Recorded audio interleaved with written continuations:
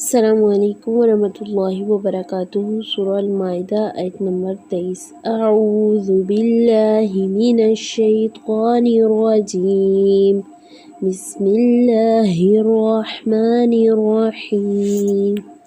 قال رجلان من الذین یخافون انعم اللہ علیہم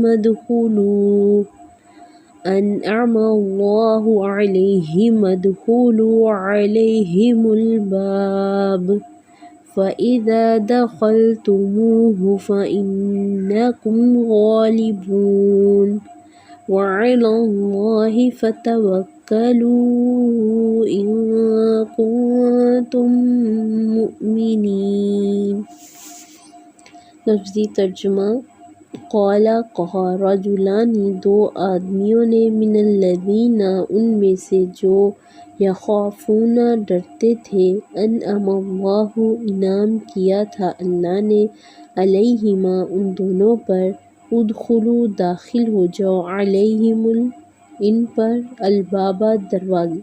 دروازے سے، فَإِذَا پھر جب، دخلتموہ تم داخل ہو جاؤ گے اس میں، فَإِنَّکم تو بے شک تم، غالبون غالب آنے والے ہو، وعلی اللہ اور اللہ ہی پر، فتوکلوا پس تم توکل کرو، ان اگر کنتم ہو تم، مؤمنین ایمان لانے والے۔ جی تو آیت نمبر 23 میں ہے کہ قال رجلان من الذین یخافون انعم اللہ علیہما،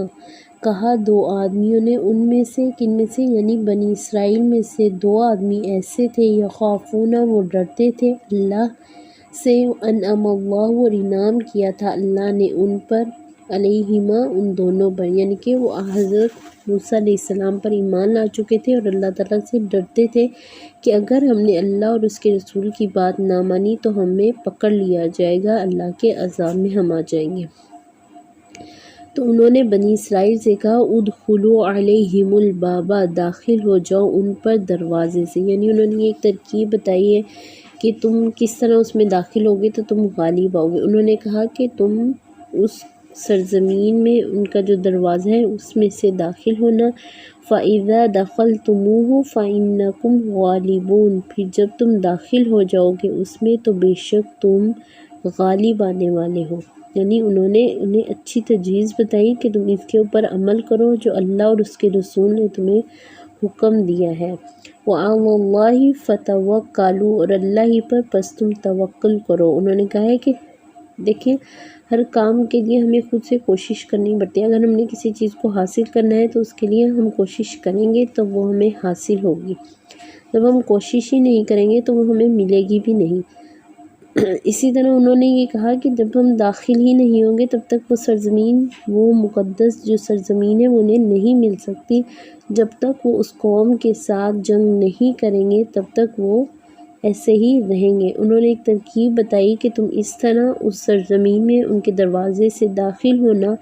اس طرح کرنے سے تم ہی غالب رہو گے، لیکن پھر کیا ہے جب تم اس میں داخل ہو جاؤ تو اللہ ہی پر توکل کرنا، یعنی کہ اللہ کے اوپر پورا یقین کرتے ہوئے کہ انشاءاللہ اللہ تعالیٰ ہمیں کامیاب کریں گے، ان کنتم مؤمنین اگر ہو تم ایمان لانے والے، اس امید کے ساتھ تم اس سرزمین میں داخل ہو جاؤ اگر تم ایمان لانے والے ہو۔ اور آپ کو پتہ ہے توکل کیا ہے؟ فتوکلوا یعنی کہ مکمل طور پہ بھروسہ اور اعتماد کرنا اللہ پر،